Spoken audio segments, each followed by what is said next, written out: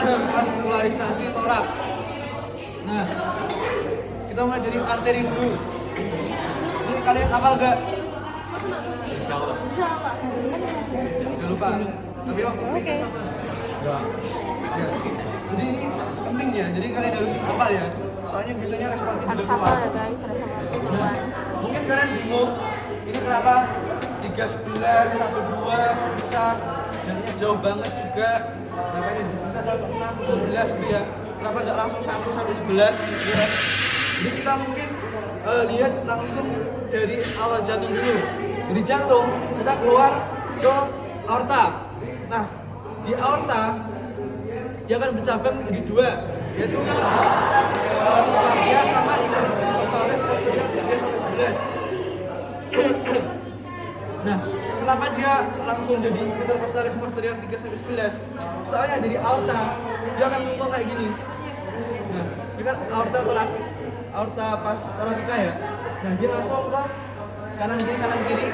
Jadi arteri intercostalis posterior 3 sampai 11. Nah, 1-2-nya di mana? Berarti 1-2-nya dia di atas ini. Dia terusan si subclavia. Nah, jadi si subclavia dia akan bercabang jadi dua, yaitu turakika interna sama trunkus costocervicalis.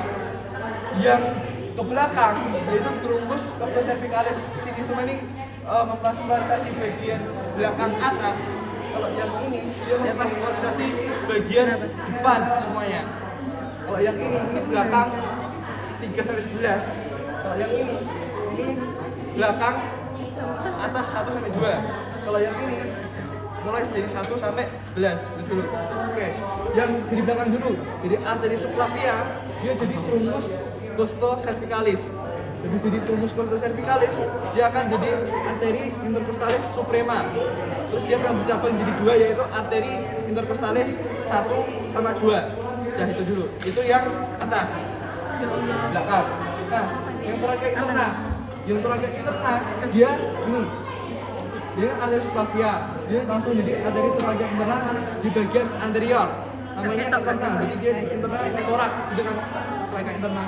Nah, dia akan bercabang jadi dua, yaitu arteri epigastrika superior sama arteri musculofrenica.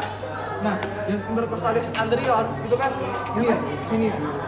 Nah, kenapa ini bisa 1 sampai 6? Ya karena yang memvaskularisasi 1 sampai 6 itu torakika interna. Karena torakika interna cuma sampai sini doang. Jadi 1, 2, 3, 4, 5, 6. Yang musculofrenica ini yang 7 sampai 11. 7, 8, 9, 10, 11. Ini juga ya. Dan, nah tuh 12 mana? Ada yang tahu nggak? Kok nggak ada 12? Maksudnya kan ada 12. Kenapa ini nggak ada 12? Apakah nggak ada arterinya? Atau gimana? Ya, jadi intercostalis 12 itu ada ya, tapi namanya arteri subcostalis. Kenapa namanya bukan arteri intercostalis? Ya karena di bawah 12 sudah nggak ada coste lagi. Ya kan intercostalis di antara coste. Kalau di bawah lagi nggak ada costenya ya udah. Namanya sub juga. Sub berarti di bawah coste terakhir gitu ya. Ya, mungkin kita langsung lihat gambarnya aja.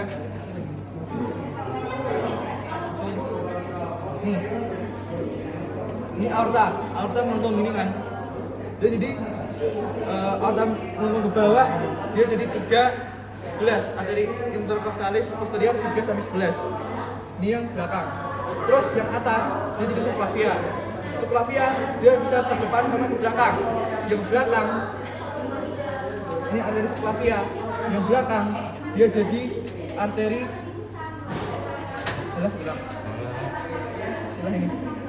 ini trunkus costocervicalis ya, jadi trunkus costocervicalis segini doang. Terus dia lanjutkan gini jadi arteri intercostalis suprema. Terus ini baru intercostalis pertama sama intercostalis kedua gitu ya.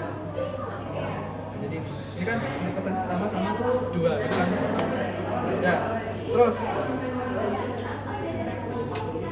habis itu dia ke depan juga.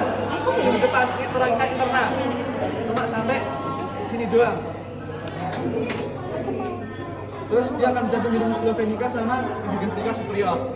Terus kalian kalau pasti bingung, kalian juga bisa lihat dari namanya. Kalau truncus costocervicalis, jadi dia letaknya di cervical, ya kan? Di antara costes sama cervical. Buat mereka interna dia di anterior, di dalam thorax. Terus musculovenica, musculovenica, ini ada epigastrica superior sama musculovenica.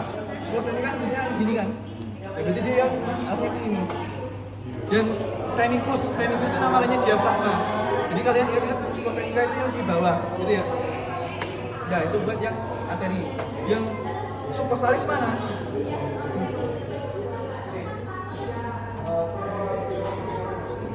Nih. Ya, ini. Subcostalis nih. Terus ini beda juga sama yang atas. Jadi kalau yang sebelas itu kan anastomosis ya. Jadi aorta ke tulang interna, dia nyambung. Kalau yang subcostalis ini buntu, dia nggak ada sambungannya. Sama kayak yang 1 sama 2. Yang oke, ya. Yang anteni ya selesai. Lanjut ke vena. Nah, vena ini juga sama, ada yang depan sama ada yang belakang. Yang depan namanya sama, thoracica interna musculovenica. Yang belakang azygos sama hemiazygos. Ini azygos sama hemiazygos.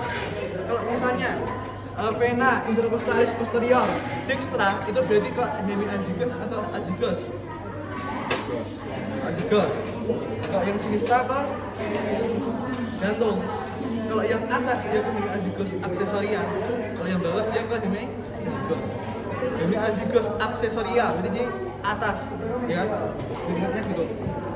Nah, habis dari hemiazygos dan juga hemiazygos aksesoria, dia akan sama-sama ke vena azygos, ya. Jadi bisa aja dia habis dari hemiazygos kasih tanda panah ke azygos gini. Dan habis dari azygos dia kemana? Dia langsung ke vena cava superior. Vena cava superior baru ke jantung. Nah, itu yang buat yang belakang. Sekarang yang depan. Nah, yang depan sama 16 ke thoracica interna, 7 sampai 11 ke musculovenica. Musculovenica nanti akhirnya juga ke thoracica interna. Berarti bisa juga dikasih tanda panah dari musculovenica ke thoracica interna. Habis dari thoracica interna terus kemana?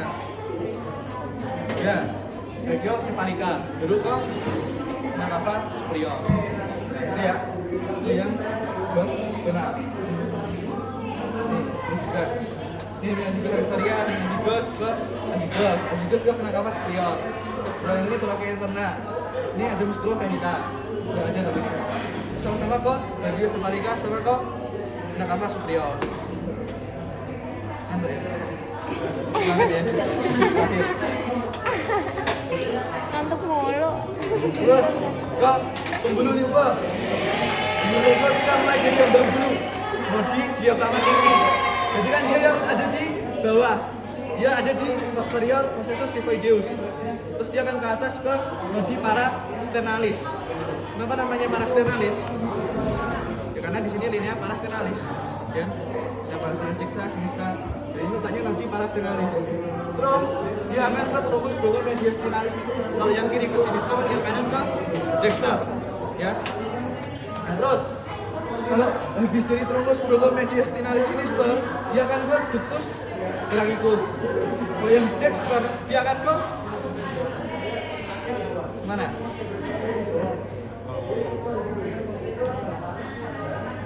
Ductus ya lymphaticus dexter. Jadi kalau peredaran limfa itu akhirnya ada dua kan. Yang kiri itu ductus trachicus, yang kanan lymphaticus dexter. Yang ductus trachicus dia menerima kiri atas, kiri bawah, kanan bawah. Yang lymphaticus dexter dia menerima yang kanan atas. Dia itu yang depan. Kalau yang belakang ini ada nodi intercostalis. Dan nodi intercostalis kalau yang atas dia kalau yang kanan akan ke ductus lymphaticus dexter, yang kiri akan ke ductus trachicus. Kalau yang ke bawah kemana? Yang kanan kemana? Ya ductus trachicus. Ya, soalnya yang bawah itu pasti akhirannya akan putus tunanicus, gitu ya. Nah, ini juga ada nervus juga. Nervus ini keluarnya di C3 sampai C11 segmen spinalis ramus anterior. Dia sama kayak vena arteri, dia letaknya di sulcus costae di margo inferior. Makanya kalau kita melakukan tindakan invasif kayak torakosentesis, torakotomi itu di atas margo superior biar nggak kena si embolo ini ya.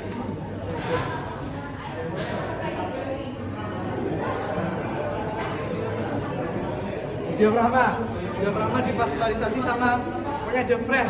Diafragm itu soalnya nama lainnya sih diafragma. Ada yang inferior, ada yang superior. Nah, yang inferior sama superior ini sama-sama awalnya di aorta abdominalis. Sama-sama di aorta.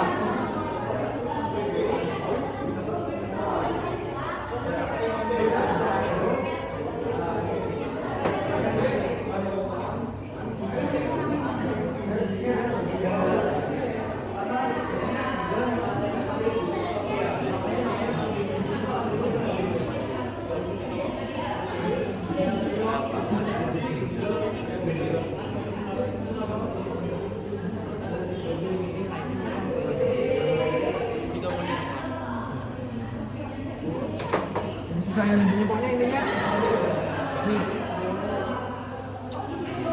Ini diafragma atas, ini diafragma bawah.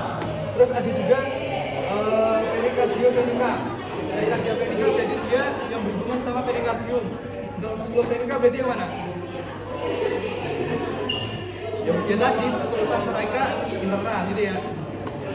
Terus inovasi jangan sampai lupa itu nervus meningus C3 sampai C5 gitu ya. Terus nasional aja, misalnya kalian kalau ada sakit orang kiri ya itu sakit itu bulu kiri gitu ya, tapi nggak ada trauma apa ya, kalian bisa suspek kalau misalnya dia ada peradangan di perikardium, kalau enggak diafragma konstruksi. Ya, soalnya kenapa? Soalnya di perikardium itu ada ligamen yang menghubungin ke diafragma ya. Jadi kalau ada peradangan dia bisa menjalar ke diafragma. Sementara dia di diafragma itu ada nervus C3 C5. Nah, nervus C3 C5 dia juga menginervasi cutaneus bagian bawah kiri. Jadi dia melakukan C3 sampai C5. Makanya dia bisa ada rasa nyeri di bagian bawah kiri gitu ya. Udah. Mungkin itu aja. Boleh.